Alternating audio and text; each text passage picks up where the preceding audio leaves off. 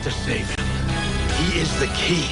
This week on At the Movies, we'll review Terminator Salvation. Can Christian Bale reboot the franchise? It's a matter of life and death. I'll tell you what's the matter with life and death. That beautiful lady over there. Amy Adams joins Ben Stiller to fight an evil Egyptian pharaoh in Night at the Museum, Battle of the Smithsonian. Is it true you've had as many lovers as they say? Of course it's not. An Easy Virtue. We are outnumbered by machines. You are not alone. There are pockets of resistance all around the Earth. This is John Connor. If you're listening to this, you are the resistance. Christian Bale tries to save the human race in Terminator Salvation. I'm Ben Mankiewicz from Turner Classic Movies. And I'm Ben Lyons from E! Entertainment. It's been 25 years since James Cameron directed the first Terminator. Now it's director McGee's turn to take on the fourth installment of the franchise, Terminator Salvation. Christian Bale stars as John Connor, humanity's last hope for survival. While the Terminator timeline is pretty complicated, this movie, set in 2018, maintains the basic premise of the franchise. Connor's the chosen leader of the Resistance in their quest to fight off annihilation from the evil machines of Skynet. The kill list was intercepted from Skynet. It says everyone in this room will be dead by a week's end. You're number 2 on the list. Well, who's number 1? An unknown, a civilian. Kyle Reese. As it turns out, despite the fact that Kyle Reese is still a teenager, he's actually Connor's father. Here, Reese, played by Anton Yelchin, meets Marcus Wright, played by Sam Worthington, a human who has been executed back in 2003, but mysteriously comes back to life 15 years later. Hey!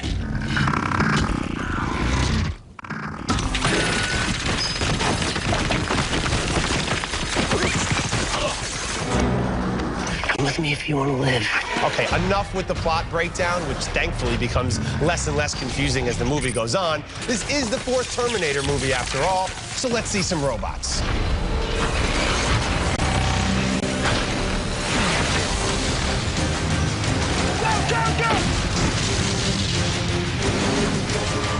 The explosions and several key action sequences are cutting edge, and that's what you want from a Terminator movie.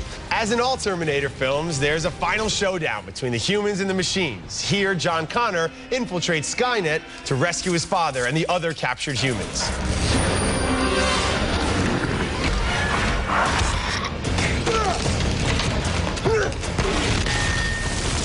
The film isn't as good as T2, but it's leaps and bounds better than T3, Rise of the Machines. Sam Worthington and Anton Yelchin really steal the movie from Christian Bale, who didn't fully become John Connor in my eyes until the third act. By then, I was already on board for a summer movie that delivers on promises of big action and some eye-opening special effects. See it? I know what you're going to say, Meg. Not for you. I don't know where to begin here. I'm going to start with the story. Whereas Star Trek made an effort to include people who aren't fans of the series or the movies, this makes no attempt. I agree. If you haven't seen the Terminator films and you don't know what's going on in the backstory, that's a big deal. Yeah, these movies were a big deal. A lot of people did see these, and this is a sequel. It's not trying to be a relaunch of the franchise, but rather a continuation of the complicated story. Everyone acknowledges that the third one was an unsuccessful effort, so you're requiring people to remember important items from movies that came out in 1984 and 1991. There has to be some effort to not have it simply be, here we are running from this machine, and then 9 minutes after that, we're going to run from another machine, and in between, there's going to be the biggest explosion you've ever seen. But to the film's credit, it's these different types of machines that makes this Terminator film stand out from the previous 3 films. For fans of the genre, they're going to love seeing these spaceships and these new motorcycles and these snake-like things in the water. Okay, great. There's snake-like things in the water, and there's some pretty cool spaceships. And we need some story. The story is the story of the first 2 Terminators was excellent. Too complicated, though. So the story is there. It's complicated and undeveloped and silly. Now I'm going to take on Christian Bale. When he had that voice in Batman, we wondered, some people made fun of it, but maybe that's the voice that that character would have. Well, now he's done it again. Without him, we lose everything. And it's just an odd, creepy voice for a guy to be manipulating in a movie. As much as he's the A-list star here, like I said, it is Worthington and Yelchin who really deliver the best performances in the movie and steal it. And for me, it's a fun time at the movies. It's explosions, it's new robots, it's a Mad Max-style feel to it, and it's got great set pieces. This is the loudest movie of the year. Explosions, gunfights, yelling, Danny Elfman's score blaring. This is the worst big-budget summer release I've seen seen in some time. Obviously, I think you should skip Terminator. What does nearly $600 million in worldwide box office get you? Well, in Hollywood, a sequel. It's that kind of week. Not surprisingly, Ben Stiller is back as Night Watchman Larry Daly in the sequel to Night at the Museum. This one with the subtitle, Battle of the Smithsonian. Perhaps you did not hear what I just said. I am a centuries-old Egyptian pharaoh. I was dead, but now I have come back to life. Yeah, no, I heard that. I got that. Welcome back. Most of the original cast is back with Stiller, including Owen Wilson, Robin Williams, Ricky Gervais, and Steve Coogan.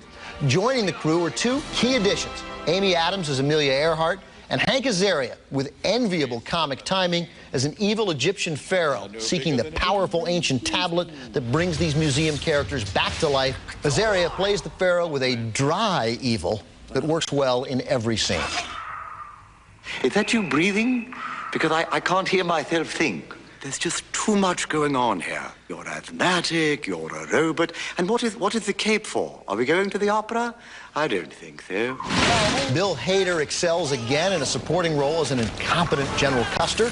And Amy Adams turns Amelia Earhart into a charmingly naive heroine who talks like a 1937 comic book character. What? Abraham, freeze! Freeze? You two make an adorable couple. Oh, no, we're not. No. We're not we're not blah, blah, blah. I never lie. Jonah Hill also has a nice scene with Stiller. Actually, the least amusing characters are the vets, Wilson, Coogan, and Williams, but their roles are actually fairly minor. This is a family comedy that will entertain the kids and amuse the grown-ups. It's also a rare Hollywood sequel that's better than the original. See it. Ben, it's a collection of some of the most interesting figures throughout history and some of the most talented performers we have working today. Every scene, somebody else is popping up and contributing to the ensemble. I was waiting for the next performer, the next comedian to come on and contribute their one moment. I loved it. It's leaps and bounds better than the last Night at the Museum. Yeah, you know, I did mention Hank Azaria. We saw that clip there. Man, this is a guy who we like. I think just about everybody likes him. He also voices the thinker in this movie as well. But he really takes it up a level. I mean, I'm not surprised necessarily, but man, what an impressive performance. Also, I thought Ben Stiller was pretty good. It's worth mentioning because I think he did more acting here than in the first one. More acting here, and to his credit, he allows the comedy to happen around him, and he lets all the supporting people get their moment to shine, and he doesn't try and steal the scenery. Yeah, you know, obviously it's a preposterous premise. We all know that, but the really, movie... you think people coming back from history is preposterous? Well, now that you put it that way, no. Maybe not. But it sticks to that premise. It doesn't violate its own rules, which they don't develop superpowers at the end. It stays true to itself, even if its true self is a little unrealistic. So I thought that's another sort of high watermark for the film. Also important to note, somebody who's made his name in R-rated comedies. Ben Stiller does a great job here with a clean comedy that's really appropriate for the entire family. So I agree with you. You should see Night at the Museum. Coming up next, Jessica Biel and Colin Firth are misbehaving in Easy Virtue. And later, Steven Soderbergh explores relationships in The Girlfriend Experience. She's the first lady racer. It's so exciting. Not nearly as exciting as crossing your mother. Look at her. What am I supposed to do with the bauble of a woman? Hang her. Oh, very funny. Based on a play from Noel Coward, Easy Virtue is the story about a young married couple, here played exceptionally well by Jessica Biel and Ben Barnes. He's an Englishman bringing his bride home to meet his parents for the first time. She's an American race car driver, unaffected by her mother-in-law's cold welcome. Oh, darling, sorry. Mother, this is my wife, Rita. Mrs. Whitaker, the pleasure is all mine. Oh, you're American. That, of course, is the delightful Kristen Scott Thomas, whose character here is anything but. She's trying desperately to maintain the lavish estate her family has called home for several generations, all while upholding her traditional conservative values. While she instantly butts heads with her forward-thinking, free-spirited daughter-in-law, her reclusive husband, a veteran of World War I, played by Colin Firth, seems to enjoy her sense of adventure and lack of convention.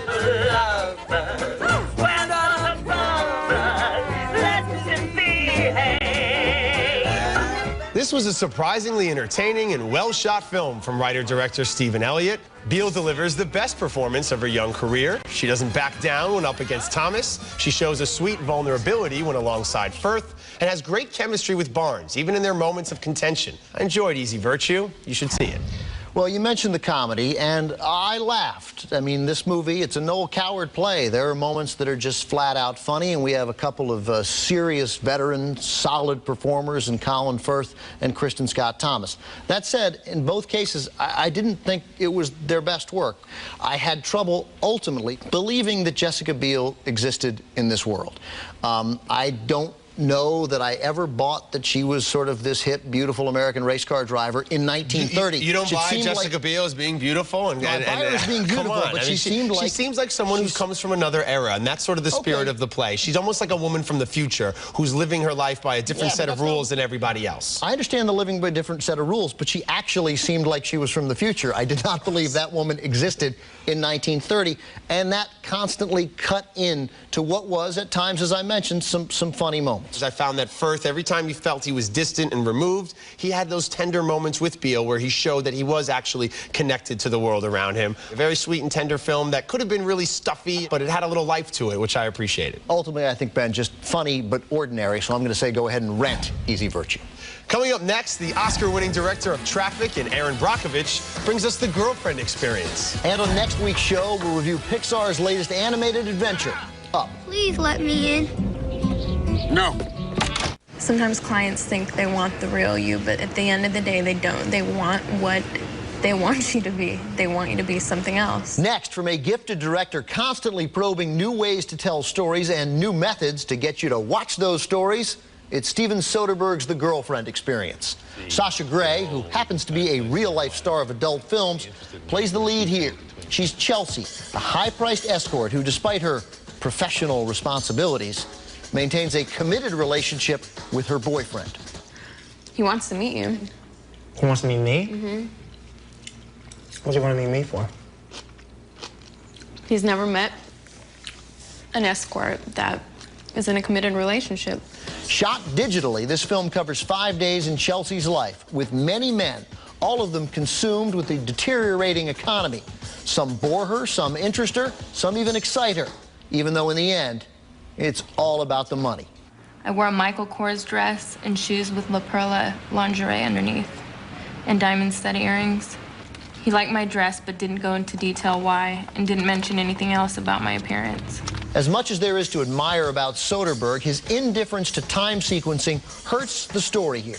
Though it's very satisfying when a particular arc comes together, more often than not it's frustrating because you don't know which scene, or more importantly, which character is more important than another. As experimental filmmaking shot cheaply, this is certainly a victory, but it doesn't belong at the top of the list of films you need to see. It plays in limited release in theaters beginning May 21st, but it's available right now on demand via cable, also on Amazon.com.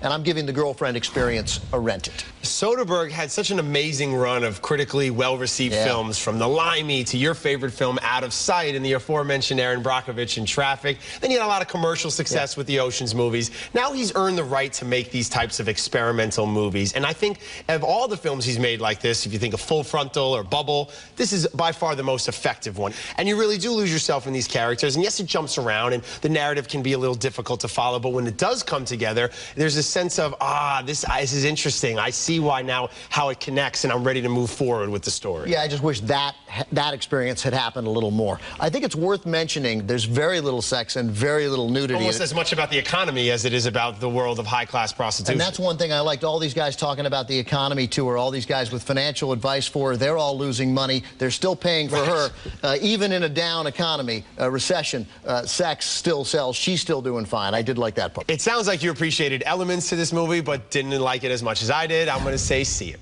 French writer-director Olivier Assayas brings us Summer Hour, starring Juliette Binoche, in a strong ensemble cast in a story about a family coming together when their mother passes away. She leaves them with the beautiful countryside estate where they grew up, and the home is filled with valuable pieces of art and irreplaceable antiques. The children, played by Binoche, Charles Burling, and Jeremy Renier, must decide the future of what has been left behind. Donc tu votes pour la vente? Oh, bien sûr, je vote pour la vente. All three siblings here give strong performances, especially Burling, who plays Frédéric, the oldest of the three. T'imaginais notre issue? J'imaginais rien du tout. Je suis très attaché à cette maison, comme je pensais que nous l'étions tous. Donc, je ne faisais pas de calcul. Non. Ah, mais ça n'a rien à voir. Attends, j'y suis aussi attaché, mais Voilà, j'ai une carrière qui évolue de façon imprévisible. J'ai 3 enfants. Despite his passionate plea to keep the house as part of their family, for their children to cherish like they did, he understands, due to various circumstances, that it's in the best interest of everyone to move on. This is a well-constructed, tender, authentic story. It's in limited release and also available on demand. Find a few hours this summer to see Summer Hours. You know, you mentioned moving on and how the oldest brother knew they had to move on. This movie really is about moving on and how sometimes moving on is okay.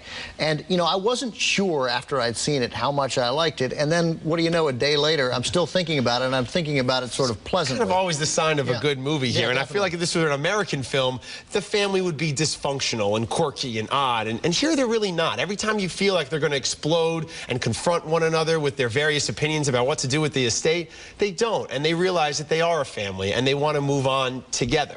Yeah, they handle things in a really grown-up fashion, particularly Charles Berling, who you mentioned is the oldest brother, and Juliette Binoche. And also kind of an underlying theme of globalization and how the family that grew up in France has to sort of be apart from each other as much as they might not like that for their various jobs. One of the brothers has to go work for Puma off in China, but realizes that what they have in France is very special, and they can't keep it, but they want to respect it and move on. Yeah, I agree with you. I think you should see Summer Hours. Coming up next, Ben and I both name our favorite all-time summer blockbusters, both from the same director. They're flocking this way.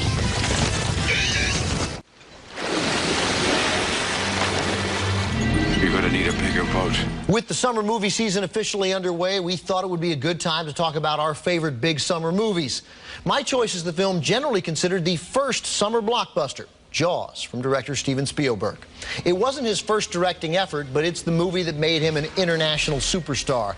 The story of a giant great white shark menacing swimmers and boaters off the coast of Amity Island did so well in test screenings, Universal decided to give it a much wider release, and it became the first movie ever to generate $100 million at the box office. Why?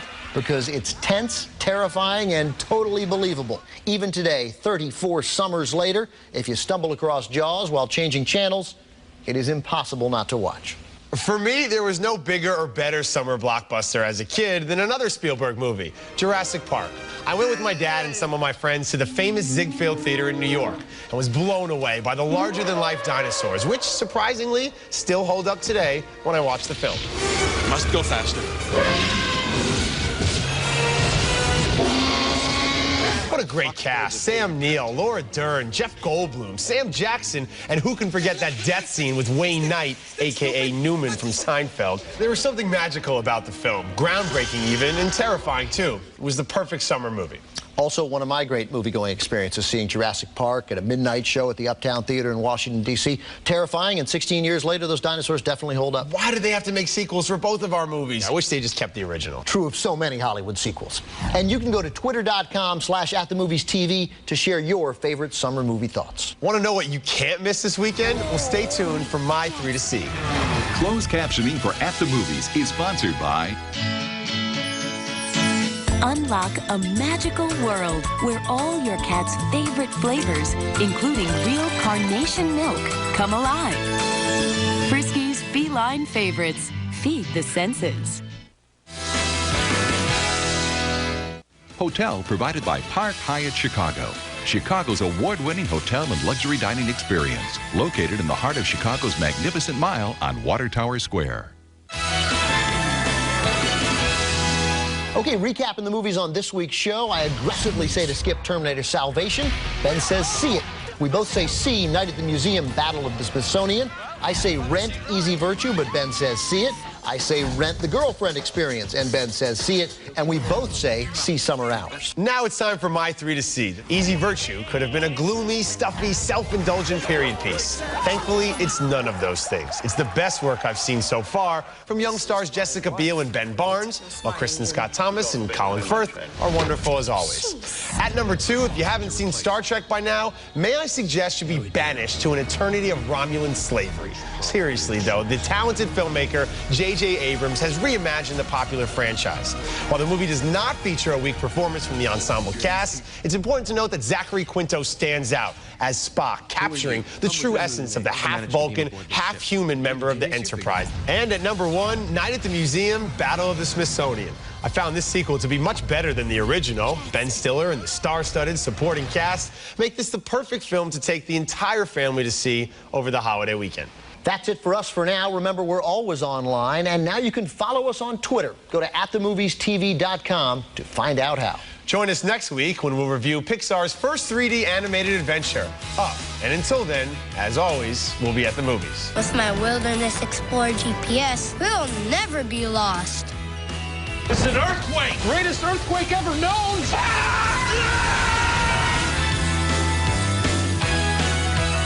Why is the runway covered in whipped cream? Strawberries are coming. Try them with French toast, crepes, and pancakes during IHOP Strawberry Festival. IHOP. Come hungry, leave happy. Need contact lenses? 1-800-CONTACTS delivers name-brand contact lenses for less, right to your door. 1-800-CONTACTS. We deliver. You save. UTI emergency? Only Azo has a full line of products to diagnose a UTI, maintain urinary health, and relieve your symptoms fast. For every UTI, there's an Azo. Millions of pet owners trust 1-800-PET-MEDS for fast service, free shipping, and big savings. Call now or order online from 1-800-PET-MEDS, America's largest pet pharmacy.